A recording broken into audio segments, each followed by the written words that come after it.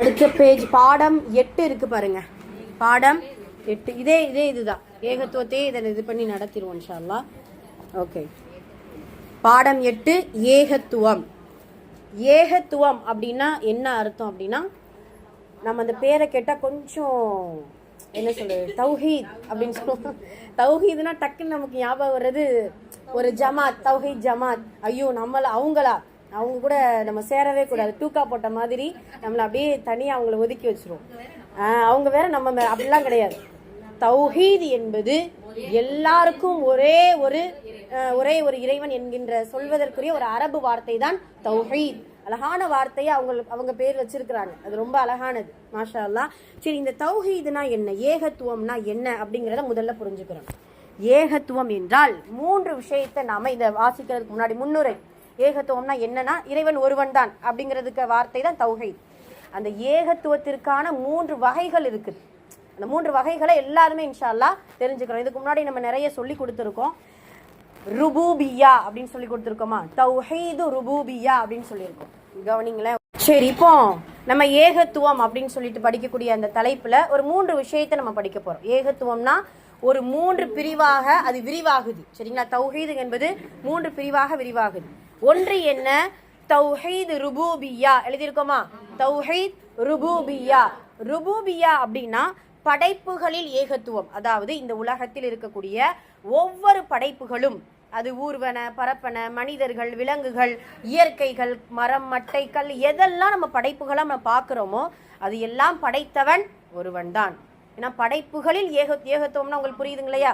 இறைவன் என்னதான் இந்த உலகத்தில் எவ்வளவு படைப்புகளை, மனிதனே இப்போ உதாரணமாக மனிதன் உயிருள்ள ஒரு விஷயத்தை என்ன செய்ய முடியாது, படைக்க முடியாது. உயிரற்ற பொருட்களை வேணா என்ன செஞ்சுக்கலாம், அவன் படைத்து கொள்ளலாம், மனிதன் படைத்து கொள்ளலாம். ஆனால் உயிருள்ள எல்லா வஸ்துக்களையும் படைத்தவன் ஒரே இறைவன் தான் அப்படிங்கிறதுல முழுமையாக நாம் நம்ப வேண்டும். அப்ப அதுதான் படைப்புகளில் ஏகத்துவம். ஏகத்துவம்னா இறைவன் ஒருவன்ட்டு ஷார்ட்டா முடிச்சிடக்கூடாது. படைப்புகள் எல்லாத்தையும் படைத்தவன் ஒரே இறைவன் தான், ஒன்று. 2வது தௌஹீத் உலூஹியா. தௌஹீத் உலூஹியா என்ன அர்த்தம் நம்ம போட்டிருக்கோம், வணக்கங்களில் ஏகத்துவம். அப்போ நம்ம இந்த உலகத்தில் என்ன வணக்கங்கள் செய்தாலும், வணக்கங்கள் என்பது தொழுகை மட்டும் கிடையாது, எல்லாமே வணக்கங்கள். இப்போ இப்ராஹிம் அலைஹிஸ்ஸலாம் அவர்கள் ஓதுவாங்க இல்லையா, இன்ன ஸலாத்தி வ நுசுகி வ மஹ்யாய வ மமாத்தி லில்லாஹி ரப்பில் ஆலமீன். எல்லாமே, என்னுடைய தொழுகை, என்னுடைய குர்பானி, எனது வாழ்வு, எனது மரணம், எல்லாமே லில்லாஹி ரப்பில் ஆலமீன், அகிலத்தார்களின் இறைவனாகிய அல்லாஹ்விற்கே உரியது அப்படிங்கிறத நம்ம உலமாற நம்ம எடுத்திருக்கிறோம் இல்லையா? அதே போலதான் வணக்கங்கள் என்கின்ற எதுவா இருந்தாலும் ஏகத்துவம், ஒரே ஒரு இறைவனுக்காக மட்டும்தான் நம்ம வணக்கம் செய்ய போறோம், நம்ம இபாதத் செய்ய போறோம். அது எதுவா இருந்தாலும் சரி. சதக்கா என்பதும் ஒரு வணக்கம் தான். இதே போல இந்த கல்வி கற்பது ஒரு வணக்கம் தான். எல்லாமே அல்லாஹ்வுடைய பாதையில் செலவழிப்பதும் ஒரு வணக்கம் தான். மற்றவர்களுக்கு நல்ல விஷயத்தை சொல்வது, அதை விட சாதாரண ஒரு மனிதன், கஷ்டப்படக்கூடிய ஒரு மனிதனுக்கு ஆறுதல் சொல்லக்கூடிய வார்த்தை கூட ஒரு வணக்கம். இப்போ எல்லாமே யாருக்காக, அல்லாஹ்வுக்காக மட்டும். அப்ப வணக்கங்களில் ஏகத்துவம், ஒரே இறைவனுக்காக மட்டும்தான் நான் வணங்குவேன். என்னுடைய சிரம் பணிதலும், என்னுடைய உள்ளம் நாடுதலும், என்னுடைய தேவைகளை கேட்பதும் அந்த இறைவனிடத்தில் மட்டும்தான் என்கின்ற ஏகத்துவ கொள்கை 2வது வகை. 3வது ரொம்ப முக்கியமானது தௌஹீது அல் அஸ்மாஉ வல் சிஃபாத். அதாவது பெயர்கள், அல்லாஹுடைய பெயர்களுக்கு நிறைய உண்டு. நமக்கு தெரிந்த பிரபலமானது 99 பெயர்கள், திருநாமங்கள், அல்லாஹுடைய அஸ்மாஉல் ஹுஸ்னா, அழகிய திருநாமம். அந்த அழகிய திருநாமத்தை முழுமையா நம்ம என்ன செய்யணும், நம்பணும், அதை முழுமையாக ஈமான் கொள்ளணும். அதே போல வசிஃபாத். சிஃபாத் என்றால் அந்த திருநாமத்தில் இருக்கக்கூடிய தன்மைகள். சில இது பெயர்களா இருக்கும், சில இது அவனுடைய தன்மைகளா இருக்கும். இப்போ மாலிக் என்பது தன்மையா பெயரா அப்படின்னா அவனுடைய அரசன், அத ஒரு பெயர். அவனுடைய அஸ்மாவுல இஸ்மா, அவனுடைய ஒரு இஸ்மா இருக்குது. அதே இது தன்மைன்னு எடுத்துக்கிட்டோம்னா அஸ்ஸமீர், அவன் என்ன செய்யறான், செவியேற்கிறான், தன்மை. அல் பசீர், உற்று நோக்கு. அல் ஹசீப், விசாரணை செய்கிறான். இது எல்லாமே அவனுடைய தன்மையை குறிக்கக்கூடியது. அல் முக்னி, சீமானாக்குபவன். அல் அஹத், அவன் ஒருவன். அஸ்ஸமத், அவன் தேவை. அப்போ இது எல்லாமே நாம் முழுமையாக ஈமான் கொள்ள வேண்டும். இது யாருக்கும், மனிதனுக்கோ, இந்த மனிதனில் புனிதராக யார் வாழ்ந்தாலும் சரி, இது யாருக்கும் பொருத்தமே ஆகாது. அவர்கள் அதற்கு சொந்தக்காரர்களும் கிடையாது. அப்ப தௌஹீத் அல் அஸ்மாஉ வஸ் சிஃபாத், சுபஹானல்லாஹ். அப்ப இந்த பெயர்களும் தன்மைகளும் அதில் நம்ம ஏகத்துவம் ஒரே ஒரு இறைவனுக்கு தான் இது பொருந்தும் அப்படிங்கிறதுல நம்ம உறுதியாக இருக்கணும். ஆக ஏகத்துவம்ங்கிறத இவ்வளவு விஷயங்கள் இருக்குது. சுபஹானல்லாஹ். அப்ப இந்த இவ்வளவு விஷயத்தையும் ஒரு மனிதன் லா இலாஹ இல்லல்லாஹ் முஹம்மது ரசூலுல்லாஹ் என்கின்ற கலிமாவை நாவார மொழிந்து உள்ளத்தால் உறுதி கொண்டு அதை செயல்முறைப்படுத்தும் பொழுது இந்த ஏகத்துவம் என்கின்ற இந்த படைப்புகளில் ஏகத்துவம், வணக்கங்களில் ஏகத்துவம், அல்லாஹுடைய பெயர்களிலும் சிஃபத்துகளிலும் ஏகத்துவத்தில் நிலைநிறுத்தி உறுதியாக இருக்க வேண்டும். இதுல ஒண்ணுல நம்ம இந்த ஏகத்துவத்துல இது பண்ணிட்டோம். வணக்கத்துல நம்ம அதிகமா நம்ம எதுல நம்ம இது பண்ணுவோம் தெரியுமா? படைப்புகளில் கூட எல்லாம் இறைவன் தான் படைச்சாங்கிற ஒரு வார்த்தையில முடிச்சிடும். அந்த வணக்கம் செய்யும் பொழுது மட்டும், அந்த இபாதை செய்யும் பொழுது மட்டும் யாரை கூட்டாக்கிறோம் இறைவனிடத்துல, இறைவனோடு கூட்டாக்கிறோம் அப்படின்னா அதெல்லாம் முகஸ்துதி என்ன செஞ்சிருவோம், கூட்டாக்கிடுவோம். சில நேரம் வேற எதையாவது ஒரு பெருமை எதையாவது ஒன்று அல்லாஹு தஆலா அழகா சொல்லுவான். அதாவது என் பெருமையும் கண்ணியமும் புகழும் எனக்குரியது. சொல்ற பெருமை எனது மேலாடை, கண்ணியம் எனது கீழாடை. யாராவது இதில் இரண்டில் போட்டி போடி அவர்களிடத்தில் நான் வதைப்பேன், போர் செய்வேன் அப்படிங்கிறத அல்லாஹ் சொல்லி காட்டுவோம். சுபஹானல்லாஹ். அப்ப ஏகத்துவம் என்கின்ற அந்த வார்த்தையுடைய உறுதியை நாம் உணர்ந்து கொள்ள வேண்டும். இப்ப பாடத்துக்குள்ள போவோம். அல்லாஹ் ஒருவன், அல்லாஹ் ஒருவன். ஏகத்துவத்துடைய சுருக்கமான வார்த்தை இதுதான், அல்லாஹ் ஒருவன். அவன் தனது உள்ளமை மற்றும் தன்மைகளுக்கு தனித்திருக்கிறான். சுபஹானல்லாஹ். வார்த்தைகள்ல இன்னும் ஆழமா நம்ம கவனமா கேட்கணும். அல்லாஹ்வின் உள்ளமை மற்றும் தன்மைகளை போல் வேறு யாருக்கும் இல்லை, இந்த உலகத்துல யாருக்கும் கிடையாது. அவன் மாபெரும் சக்தி பெற்றவன். அவன் சகல வஸ்துக்களின் மீதும் எல்லா படைப்புகளின் மீதும் ஆற்றல் மிக்கவன். அவன் ஒருவருக்கு நன்மையையும் லாபத்தையும் தர நாடினால் அதை எப்படிப்பட்ட படைப்பாலும் தடுத்து நிறுத்த முடியாது. அதுலதான் அழகான நம்ம துவா படிப்போம் இல்லையா? அல்லாஹும்ம லா மானிஅ லிமா அதைத வலா முஅதிய லிமா மனஅத வலா யன்ஃபஉ தல் ஜத்தி மின்கல் ஜத். மாஷா அல்லாஹ். ஓகே, அதனுடைய சுருக்கம் தான் இதுல சொல்லியிருக்காங்க. அதை எப்படிப்பட்ட படைப்பாலும் தடுத்து நிறுத்த முடியாது. அவன் ஒருவருக்கு நஷ்டம் தர நாடினால் அதை அனைத்து மனிதர்கள், ஜின்கள் எல்லோரும் சேர்ந்து முயற்சி செய்தாலும் லாபமாக மாற்றி தர முடியாது. குர்ஆனில் கூறப்பட்டுள்ளது, அப்படி அல்லாஹ் உங்களுக்கு ஏதாவது சிரமத்தை கொடுத்து விட்டால் அதை அவனை தவிர வேறு யாரும் மாற்றி அமைக்க முடியாது. அப்படி அவன் உங்களுக்கு ஏதாவது லாபத்தை கொடுத்து விட்டால் அதை அவனை தவிர வேறு யாரும் மாற்றி அமைக்க முடியாது. சுபஹானல்லாஹ். அதனால தான் நம்ம ஈமானுடைய முஃபஸ்ஸல்ல படிச்சிருக்கோம் இல்லையா? மின் கைரி வ ஷர்ரிஹி மினல்லாஹி தஆலா. நன்மையோ தீமையோ யாரிடத்துல இருந்து வருது? அவனிடத்திலிருந்து வருவதுதான். ஓகே, அதுக்கப்புறம் அல்லாஹு தாலாவுக்கு ஒரு காரியத்தை செய்ய பொருட்களோ உதவியாளர்களோ தேவையில்லை. சுபஹானல்லாஹ். ஆனா இப்போ இறைவனை தவிர்த்து விட்டு வணங்கக்கூடிய எல்லா வஸ்துக்களுக்கும் ஒரு உதவியாளர் வேணும். அப்படிதானே? சிலையாதான் இருக்கும்.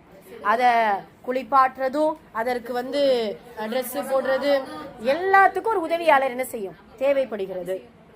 மாறாக அனைவரும் அவனுடைய தேவையுடையவர்கள். நாம் எல்லாருமே யாருக்கு தேவை? அல்லாஹ்விடத்துல நம்ம தேவையே நம்மளுடைய முறையிடுவோம். ஆனால் அவன் தேவையற்றவன். அவனே தேவைகளை நிறைவேற்றுகிறான். அவனே துஆக்களை செவியேற்கின்றான். துஆக்களை செவியேற்கக்கூடிய ஒரே இறைவன் அல்லாஹ். மனிதனோ கபறுவாளிகளோ யாரும் என்ன செய்ய முடியாது? துஆக்களை செவியேற்க முடியாது. அவனே பாவங்களை மன்னிக்கிறான். அவனை மட்டுமே வணங்கி வழிபடுவதற்கு தகுதியானவன்.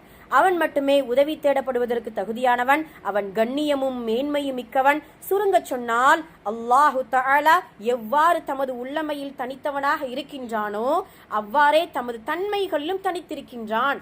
அவனுக்கு இணை எவருமே இல்லை. குர்ஆனில் உள்ளது, அல்லாஹ்வை போல் எது ஒன்றும் இல்லை.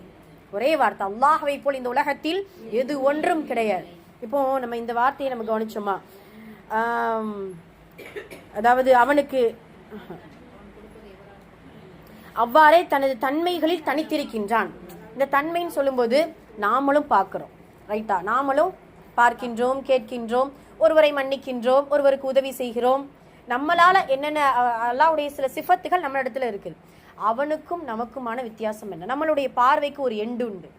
நம்மளுடைய பார்வைக்கு ஒரு எண்டு, நம்மளுடைய செவி புலனுக்கு ஒரு எண்டு. ஒரு சுற்று வட்டாரத்துல ஒரு கிலோமீட்டர் வரைக்கும் தான் நம்மளுடைய காது கேட்கும். அதுக்கப்புறம் சும்மா ஒரு நம்ம ஒரு சின்ன மஹல்லாக்குள்ள நம்ம செய்யும் காது கேட்கும். இப்போ நான் சத்தம் இது பண்றேன்னா இப்போ பக்கத்து வீட்டுல இதுலலாம் என்ன செய்ய முடியும், இந்த மகல்ல இந்த மஜ்லிஸ்குள்ளதான் கேட்கும். அப்போ நம்மளுடைய தன்மைகளுக்கு ஒரு எண்டு, ஒரு முடிவு உண்டு. ஆனா அல்லாஹுடைய தன்மைக்கு முடிவே கிடையாது. சுபஹானல்லாஹ்.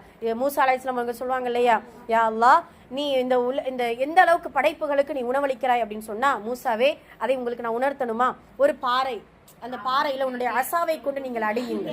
அசாவை அடித்தால் உள்ள இருக்கக்கூடிய ஒரு தேரை, அதற்கு அந்த தேரை தஸ்பீ செஞ்சு கொண்டு இருக்குமா. சுபஹானல்லாஹ். இப்ப தஸ்பீ செஞ்சு இருக்கக்கூடிய அந்த தேரைக்கு கூட நான் தான் உணவளிக்கிறேன். அந்த அளவிற்கு அல்லாஹு தஆலா உணவளிப்பதிலும் பார்ப்பதிலும் கேட்பதிலும் அவன் தனித்தன்மை வாய்ந்தவன். அந்த தன்மையில யாரும் கூட்டாக முடியாது அப்படிங்கிறத ரொம்ப அழகான முறையில விளக்கம் கொடுத்திருக்கிறாங்க. ஆக ஏகத்துவம் என்றால் தேவை அறிந்து கொடுக்கறதுக்கு கொஞ்சம் நம்ம என்ன செய்வோம், நமக்கு நம்மளுடைய தேவையை இது நாடிதான் கொடுப்போமே தவிர வர்றவர்களுடைய தேவையுடைய நாடியை இது பண்ண மாட்டோமா. அதில் அல்லாஹ்வால் பாதுகாக்கப்படுறவர்களை தவிர. ஓகே, இப்போ இவ்வளவு டெஃபினேஷனுக்கும் ஒரே ஒரு வார்த்தை ஏகத்துவம். இந்த ஏகத்துவத்துக்குள்ள இவ்வளவு விளக்கங்கள் இருக்கு. அல்லாஹுடைய தன்மைகள், அல்லாஹுடைய பெயர்கள், அவனுடைய சக்தி, அவனுடைய ஆற்றல், அவன் எப்படி மனிதர்களை படைப்பினங்களை பாதுகாத்து பரிபாலிக்கக்கூடிய ஒரு இறைவனாக இருக்கிறான் அப்படிங்கறதுடைய முழு சுருக்கத்தை நமக்கு கொடுத்திருக்கிறான். இதுல இருந்து கொஸ்டின் கேட்டிருக்காங்க. சும்மா சின்ன சின்ன எல்லாத்துக்கும் அல்லான்னு பதில் அளிச்சாலே போய் முடிஞ்சிடும். ஆனா இதுலதான் ஒரு ட்விஸ்ட். இவ்வளவு நேரம் நம்ம சொன்னோம்ல, இந்த தௌஹீத உலமாற ஏற்றுக்கொண்டால் மட்டும்தான் இந்த கொஸ்டினுக்கு அல்லாஹ்ங்கிற வார்த்தையை விட்டு, அல்லாஹ்ங்கிற அந்த சுருக்கமான ஒரு பதிலை விட நம்மளுடைய புரிதலை அந்த இடத்துல நமக்கு சொல்லணும். சரியா? இன்ஷா அல்லாஹ். அதுதான் நமக்கு இவ்வளவு டெஃபினேஷன் கொடுத்திருக்கு. துஆக்களை செவியுறுபவன் யார் அப்படின்னு கேட்டா அல்லாஹ். அல்லாஹ். அதை நாம என்ன செய்யணும், எப்படி, இப்போ என்கிட்ட அந்த கேட்குறாங்கன்னு நினைச்சுக்கோங்களேன், நான் எப்படி எழுதுவேன் அப்படின்னா, அல்லாஹ் அவன் தான் நம்மளுடைய தேவை, நம்மளுடைய துஆக்களை, பிரார்த்தனைகளை செவியேற்கிறான்.